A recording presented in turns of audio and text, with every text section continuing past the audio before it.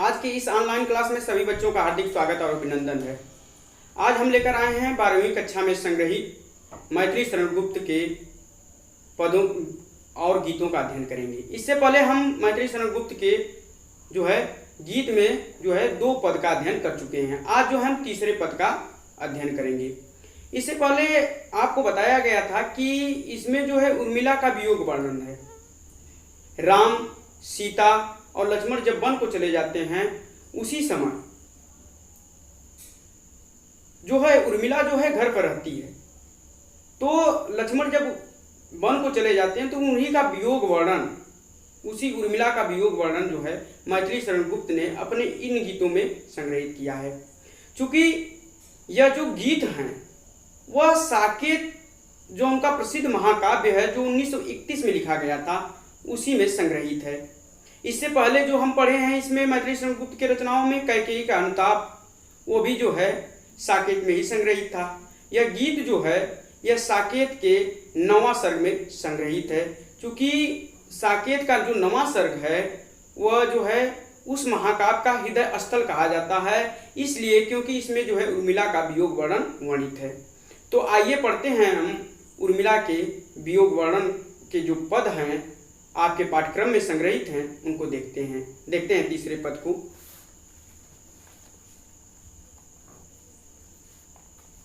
मुझे फूल मत मारो, मैं अबला बाला वियोगिनी, कुछ तो दया विचारो। होकर मधु के मीत मदन, पटु तुम कटु गरल नगारो। मुझे विकलता तुम्हें विफलता, ठहरो श्रम परिहारो। नहीं भोगनी यह मैं कोई, जो तुम जाल पसारो। बल हो तो सिंदूर बिंदु, यह हर नेत्र निहारो।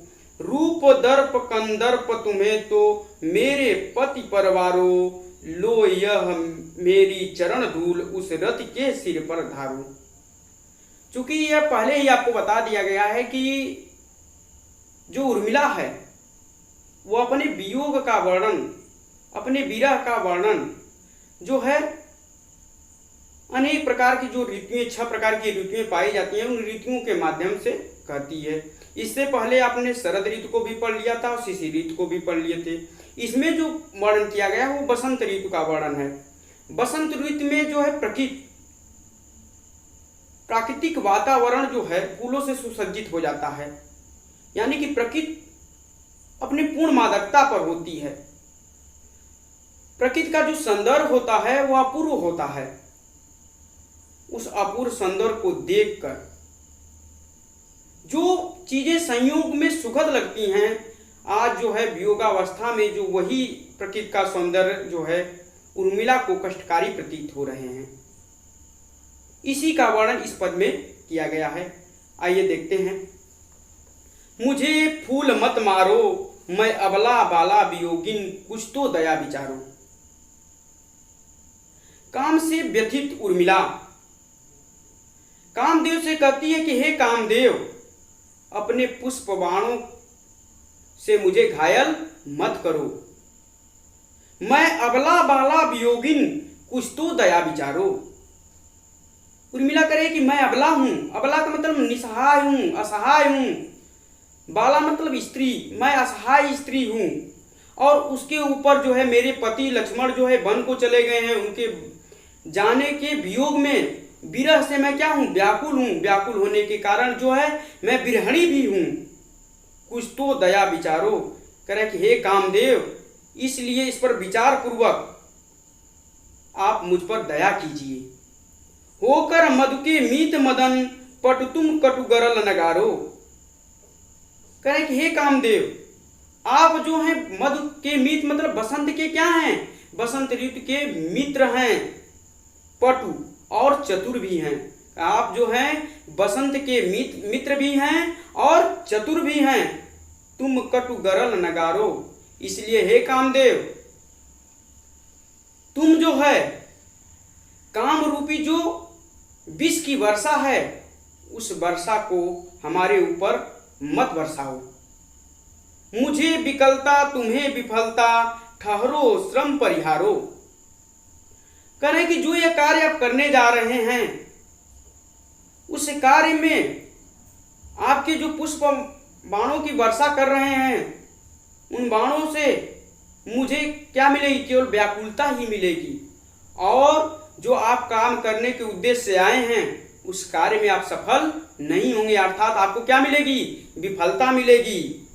ठहरो श्रम परिहारो, करे इसीलिए रुको। तुम जो श्रम कर रहे हो, जो मेहनत कर रहे हो, यह तुम्हारा मेहनत क्या होगा? व्यर्थ जाएगा। नहीं भोगनी यह मैं कोई, जो तुम जाल पसारो। करें कि जिस उद्देश्य को लेकर आप आए हैं, जिस उद्देश्य को लेकर आप मुझे प्रताड़ित कर रहे हैं, पीड़ित कर रहे हैं, आपका वह उद्देश्य पूरा होने वाला नहीं है, क्योंकि मैं कोई भोगनी अर्थात कोई विलासिनी स्त्री नहीं हूं। बल हो तो सिंदूर बिंदु, यह हर नेत्र निहारो। कराएं कि आदि आप में, हे कामदेव, यदि आप में शक्ति है, आप में बल है, तो यह जो शिव के नेत्र के समान बाधाओं को दूर करने वाला यह जो सिंदूर बिंदु है, जो मैं सिंदूर लगाई हूं, उससे नजर मिलाओ, उसको देखो। करें कि जिस प्रकार शिव ने अपने तीसरे नेत्र से कामदेव को क्या किया था? भस्म कर दिया था। करें हे कामदेव, यदि तुम मेरे इस सिंदूर बिंदु को देख रहे हो जो मैं लगाई हूं, यह शिव के जो है तीसरे नेत्र के समान है। मेरे मार्ग में जितनी भी बाधाएं आएंगी, उन बाधाओं को यह मेरा सिंदूर जो है उनको भस्म कर देगा। रूप दर्प कंदर्प तुम्हें तो मेरे पति परवारो। आगे जो है उर्मिला कहती है कि हे कामदेव, यदि आपको अपने रूप, आपके अपने सौंदर्य पर अहम है, घमंड है, गर्व है, तो उस अहम को, उस घमंड को मेरे पति के चरणों में न्यौछावर कर दीजिए। अर्थात कहने का तात्पर्य यह है कि यदि आप यह सोचते हैं कि आप बहुत सुंदर हैं, आपका सौंदर्य अपरिमित है, तो यह सौंदर्य जो है आपका हमारे पति के चरणों के धूल के बराबर भी नहीं है। लो यह मेरी चरण धूल उस रति के सिर पर डारो। आगे जो है उर्मिला कहती है कि यह लो यह मेरी चरण धूल। चरण धूल इसमें जो है रूपक अलंकार है। करें कि यदि आपको इस बात का हम हो, इस बात का गर्व है, घमंड है कि मेरी पत्नी जो रति बहुत अत्यधिक सुंदर है, तो अपने इस सुंदर पत्नी के ऊपर मेरे चरणों की धूल ले जाकर क्या करिए? उसके ऊपर डाल दीजिए। आप जो कार्य करने आए हैं उस कार्य में आपको सफलता मिलने वाली नहीं है। तो प्यारे बच्चों, इसमें जो है इस पद की जो भाषा है वह खड़ी बोली है। छंद जो है गेय छंद है। शब्द शक्ति जो है अभिधा और लक्षणा दोनों शब्द शक्तियां हैं, यहाँ पर हैं। अभिधा में पहले ही बताया गया था कि जहां हम किसी बात को सीधे सीधे कर लेते हैं और सुनने वाला उसका सीधे अर्थ निकाल लेता है, वहां अभिधा शब्द शक्ति होती है। और लक्षणा जहां होती है, किसी बात को हम घुमा कर कहते हैं, वहां लक्षणा शब्द शक्ति होती है। उदाहरण के लिए जैसे मैंने कह दिया कि मुकेश गधा लड़का है, तो मुकेश गधा का तात्पर्य हमारे यहाँ की नहीं, उसे गधा हम कह रहे हैं, पशु वाला गधा नहीं कह रहे हैं, वहां उसको हम मूर्ख का प्रतीक बना रहे हैं। तो यह लक्षणा शब्द शक्ति है। इस बात को हम क्या किए? घुमा कर कहे, तो वहां लक्षणा शब्द शक्ति होती है। इसलिए इस पद में जो है अभिधा और लक्षणा शब्द शक्ति है। इसमें अलंकार जो है वह रूपक, उपमा और अनुप्रास अलंकार है, और इसका जो गुण है वह माधुर्य गुण है। इस पूरे पद में जो है माधुर्य गुण है। तो इस प्रकार यह परीक्षाओं में पूछता है कि इसकी भाषा क्या है, इसमें छंद कौन सा है, रस जो है इसमें विप्लम्ब श्रृंगार, जिसे हम वियोग श्रृंगार के नाम से भी जानते हैं। चूंकि श्रृंगार रस को दो भागों में बांटा गया है, संयोग श्रृंगार और वियोग श्रृंगार। संयोग श्रृंगार वहां होता है जब जो है नायक और नायिका पास में होते हैं, वहां संयोग श्रृंगार होता है। जब नायक और नायिका दूर होते हैं, वहां वियोग श्रृंगार होता है। तो इस प्रकार जो है हम तीसरे पद का अध्ययन कर लिया। अब देखते हैं चौथे पद को। यही आता है इस मन में, छोड़ धाम धन, जाकर मैं भी रहूं उस वन में। प्रिय के व्रत में विघ्न न डालूं, रहूं निकट भी दूर। व्यथा रहे पर साथ साथ ही समाधान भरपूर। हर्ष डूबा हो रोदन में, यही आता है इस मन में। बीच बीच में उन्हें देख लूं मैं झुरमुट की ओट से। जब वे निकल जाएं तब लेटूं उसी धूल में लोट। रहे रत वे निज साधन में, यही आता है इस मन में। जाती जाती गाती गाती कह जाऊं यह बात। धन के पीछे जन जगती में उचित नहीं उत्पात। प्रेम की है जय जय जीवन में, यही आता इस मन में। जो प्रस्तुत पद है इसमें जो है उर्मिला अपनी अभिलाषा को प्रकट करती है, अपनी इच्छा को प्रकट करती है कि मेरी भी इच्छा है कि मैं भी उसी वन में रहूं जहां हमारे प्रिय लक्ष्मण रहते हैं। उसी का वर्णन इस पद में किया गया है। तो देखते हैं इसके व्याख्या को। यही आता है इस मन में, छोड़ धाम धन जाकर मैं भी रहूं उसी वन में। उर्मिला कहती है कि मैं सारे अपने धन को, परिवार को, राज के सुख को, वैभव को त्याग देना चाहती हूं, छोड़ देना चाहती हूं। मेरे मन में ऐसा विचार आता है और इसे छोड़कर मैं भी अपने प्रियतम के साथ, अपने प्रिय के साथ, लक्ष्मण के साथ जो है उसी वन में उनके साथ रहना चाहती हूं। मेरी ऐसी इच्छा है, अभिलाषा है। प्रिय के व्रत में विघ्न न डालूं, रहूं निकट भी दूर। आगे जो है अपनी बातों को प्रकट करते हुए उर्मिला कहती है कि प्रिय के व्रत में विघ्न न डालूं।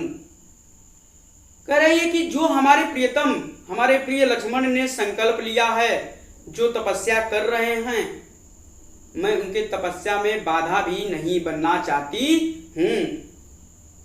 रहूं निकट भी दूर। कह रही है कि मैं उनके निकट यानी कि उनके पास रहते हुए भी सदैव जो है शारीरिक दूरी बनाए रखूंगी, अर्थात उनके समीप नहीं आऊंगी।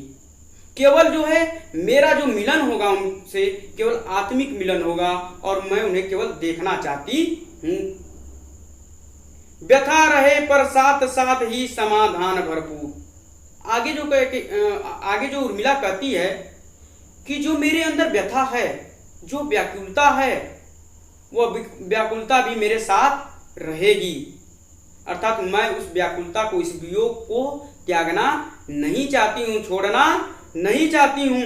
साथ साथ ही समाधान भरपूर, लेकिन साथ साथ उस विरह के कारण का समाधान भी चाहती हूं।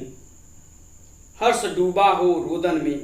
करा कि पल भर के लिए मैं क्या हो जाऊं, खुशी के क्षण मेरे जीवन में आ जाएं और पल भर में जो है मैं अपने आंखों से आंसू भी बहा लूं। ऐसे ही मेरे मन में विचार आता है, ऐसा ही मेरे मन में जो है, ऐसी ही मेरी अभिलाषा है, ऐसी ही मेरी इच्छा है। बीच बीच में उन्हें देख लूं मैं झुरमुट की ओट। कह रही है उर्मिला, आगे कर रही है कि बीच बीच में उन्हें देख लूं मैं झुरमुट की ओट। कह रहे कि जब मेरे प्रियतम, मेरे प्रिय लक्ष्मण जब वन में क्या करेंगे, वन में इधर उधर जाएंगे, तो मैं जो है उन वृक्षों की आड़ से, उन झुरमुटों की आड़ से उन्हें देख लूंगी। इस प्रकार उन्हें देखूंगी कि हमारे प्रियतम जो लक्ष्मण हैं वो हमें देख न सके। जब वे निकल जाएं तब लेटूं उसी धूल में लोट। कराएं कि जब उस मार्ग से, जिस मार्ग से वो जा रहे हैं, उस मार्ग से वो क्या करें, चले जाएं, तो उनके पैरों की जो धूल है उसी धूल को अपने माथे से लगाकर मैं अपने को धन्य कर लूंगी। अर्थात जितनी भी वियोग की दशा है, मेरे पास व्याकुलता है, उससे कुछ देर के लिए मुझे क्या होगी, शांति मिल जाएगी। रहे रतबे निज साधन में, यही आता है इस मन में। कह रहे कि मेरी यह हार्दिक इच्छा है कि वह सदैव जो है अपनी साधना में क्या रहें, लीन रहें, उनके साधना में, उनके जो तपस्या में कोई बाधा न हो। ऐसा ही मेरे मन में एक विचार आता है, ऐसी ही मेरी इच्छा है, ऐसा ही मेरी अभिलाषा है। आगे देखिए, जाती जाती गाती गाती कह जाऊं यह बात, धन के पीछे जन जगती में उचित नहीं उत्पात। आगे जो है यहां पर जो है उर्मिला पूरे समाज को, समाज के सारे व्यक्तियों को एक संदेश देना चाहती है। यहां जो है मैथिली शरण गुप्त दार्शनिक विचारों को अपने जो है समाज के सामने लाना चाहते हैं। वे कहते हैं कि जाती जाती गाती गाती कह जाऊं यह बात। उर्मिला कहती है कि इस संसार से जाते जाते और गाते गाते मैं इस सारे संसार से एक बात कहना चाहती हूं कि धन के पीछे जगती में उचित नहीं उत्पात। हे मनुष्य, जो लोग धन के पीछे भाग रहे हैं, एक दूसरे से ईर्ष्या कर रहे हैं, द्वेष कर रहे हैं, आपस में लड़ाई झगड़ा कर रहे हैं, ऐसा करना उचित नहीं है। यह क्या है? यह जीवन में जो यह निरर्थक है। सदैव जो है जीवन में जो जब भी किसी चीज का महत्व है तो वह प्रेम का महत्व है। जितना हम आपस में मिलकर इस समाज का विकास कर सकते हैं, इस देश का विकास कर सकते हैं, इस राष्ट्र का विकास कर सकते हैं, हम अलग अलग नहीं कर सकते। इसलिए जितने भी इस संसार में व्यक्ति हैं, जितने भी इस समाज में व्यक्ति हैं, आपस की वैमनस्यता को त्याग कर आपसी प्रेम को बढ़ाना चाहिए। तभी इस राष्ट्र का, इसी देश का कल्याण हो सकता है। प्रेम की ही जय जीवन में। करा कि सदैव जो है जीवन में जिसकी जय होती है वह प्रेम है। प्रेम के माध्यम से ही मनुष्य जो है विजय को प्राप्त करता है। यही आता है इस मन में। कह रही है उर्मिला की मेरे मन में यही विचार आता है कि मैं अपने प्रियतम के साथ वन में रहूं और वन में जाकर उनकी सेवा और शुश्रूषा करूं।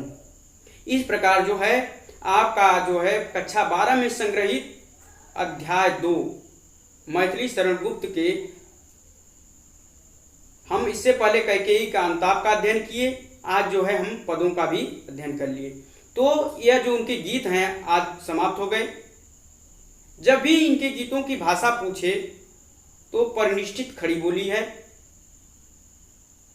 रस जो है विप्लव श्रृंगार है या वियोग श्रृंगार है, और अलंकार जो होता है पदों के अनुसार अलंकार बदलते रहते हैं, और जो इसमें गुण है वह माधुर्य गुण है। और शब्द शक्ति जो है इस वाले पद में है केवल अभिधा शब्द शक्ति है, क्योंकि जो कवि कहना चाहता है सीधे सीधे उसके पाठक वर्ग उसका अर्थ निकाल ले रहे हैं। इसलिए यहाँ पर जो शब्द शक्ति का प्रयोग है वह अभिधा शब्द शक्ति का प्रयोग है। इस प्रकार आज का यह क्लास मैथिली शरण गुप्त के इन गीतों के साथ समाप्त होता है। हम पुनः मिलेंगे आपको लेकर एक नए अध्याय को। तब तक के लिए धन्यवाद।